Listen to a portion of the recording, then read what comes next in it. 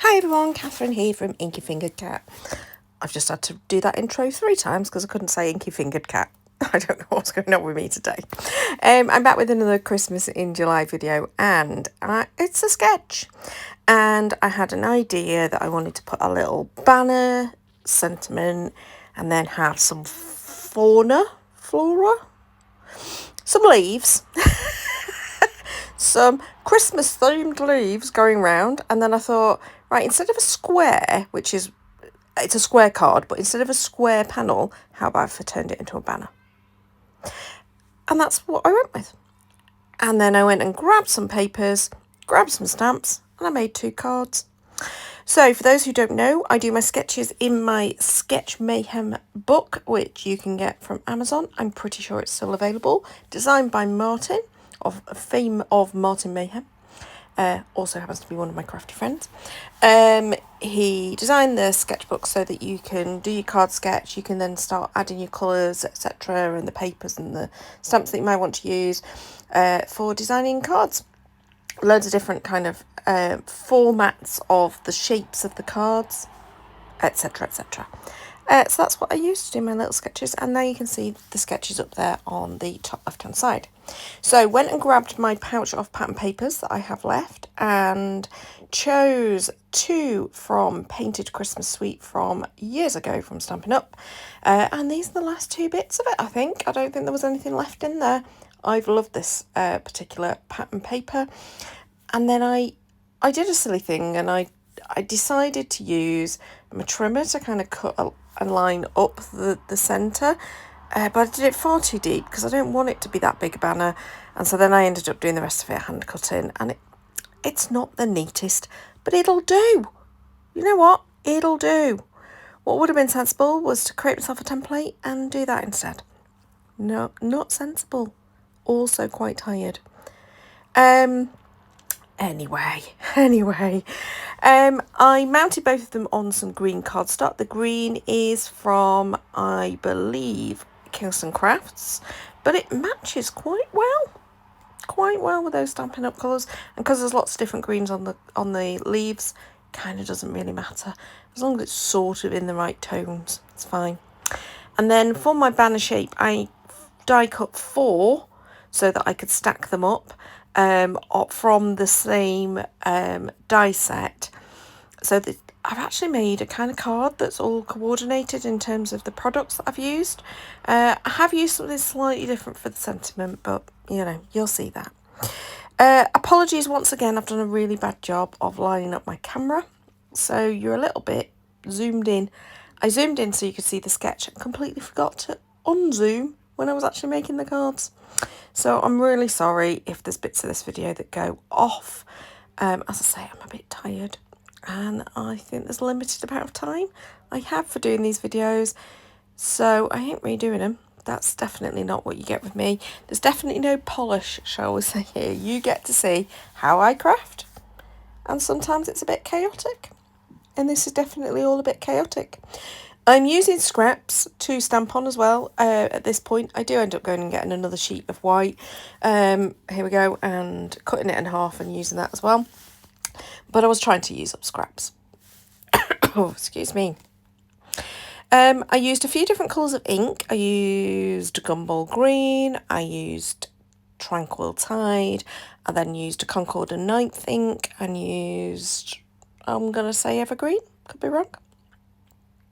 Rainforest. It's called Rainforest. It's not called Evergreen at all.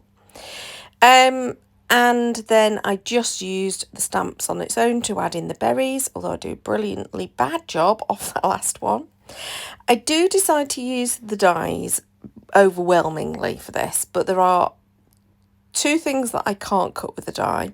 One is... No, there's not 2 things that I can't cut. There's 1 thing I can't cut, and it's 2 of the pine sprigs. They're just off the screen. There you go. They've just peeped into screen.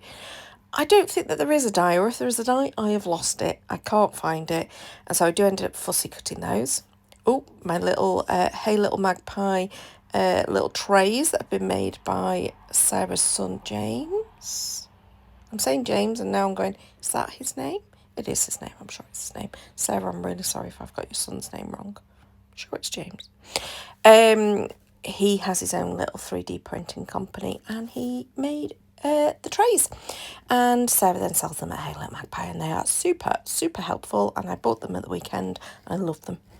Anyway, I am die cutting the vast majority. I have one of those sprigs of berries doesn't quite work right, so I do have to fussy cut a little bit off, and then those two little sprigs I said I can't find the die for, if indeed there ever was one, so I do end up having to fussy cut these two out, and that gives me nearly enough foliage to do on either side of the banner, which is what I was after.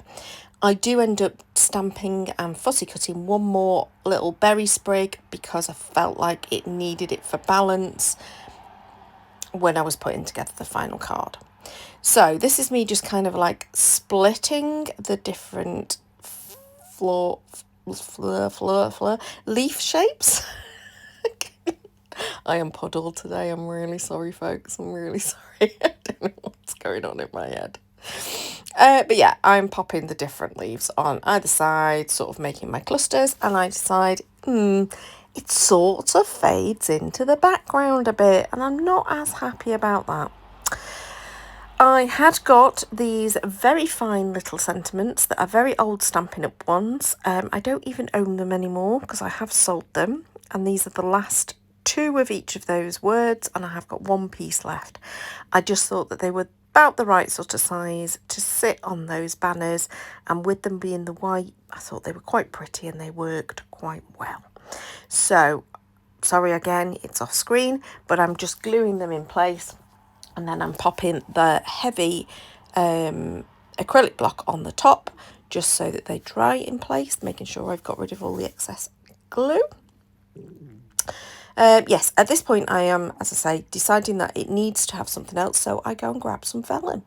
I never think to add vellum to things, and I love it, but it's quite expensive, especially if you buy the good quality stuff, and this is the good quality stuff.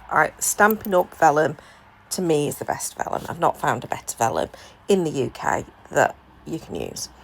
And it's just opaque enough to give a little bit of separation between the background paper and then the stamped elements that I'm going to add on top. So I decide that this banner needs to be raised up, and I just use a strip of the brown foam adhesive, you know, the side panels that come around the outside. I've got some left, so I just use those rather than lots of individual squares. Again, apologies, this is off screen. And that just raises them up, which allows me to then tuck all of these little leaves. I'm just popping a little edge of glue on them to go underneath the green banner. And I'm just building up my clusters. It's not exactly how I had it arranged originally, and you'll see in a minute I go and steal one of the red berries from the other one just to give it some balance. But that's how I decided to do it. And then I just leave that to one side. And now I'm going to build up the other one, again, off camera. Oh, goodness me. Probably the worst of my videos, this Christmas in July series. So, yeah, they're probably one of my favourite sets of cards. I've just done a really bad job on filming. Anyway, I decided at this point it needed another red berry. Can you see there? It's just got the one at the top, and it just didn't look right. It needed one more.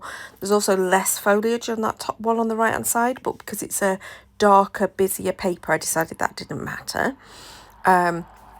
So I fussy cut that little sprig that I have just stamped, and then I'm just going to stick that in on the bottom part of the cluster.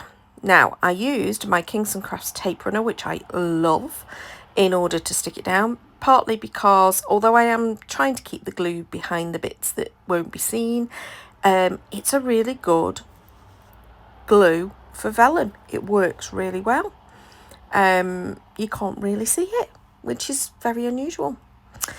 And now I faff around for quite some time because I decided it wanted something softened in there, and so I went with some scraps of ribbon and created some bows. Now this one went on quite quickly. The next one I chose a different scrap of ribbon. I faff and faff and faff with it, and I cannot get this bow to work at all. There's just not quite enough of the ribbon for me to work it. I decide against I think against doing a ribbon, and then I go and find another one of the very fine red, and that works fine, and this time I'm happy and I can add it in. And I just use the little glue dots to stick those into place. I then chose my 6x6 white card blanks, and I did contemplate whether I raised it up on a bit of foam or something else, but I decided not to. I decided to just go straight on, and I think they are really lovely cards and actually quite simple. Bit of stamping, teeny bit of fussy cutting that I did. I would have preferred to have done a better job of the banner shape for that background, but you know what? These things happen. I love the little vellum bit. It's not in your face, it's quite subtle, but I think it does its job in terms of just separating out. And then I love those fine little die cut words. Am I regretting getting rid of them? Of course I am, but you know, that's what happens. Listen, thank you for watching my videos. It's really good that you have, and I apologise for the slightly unprofessional version today. Please do like and subscribe to see more. Until next time, thank you for watching. Bye bye.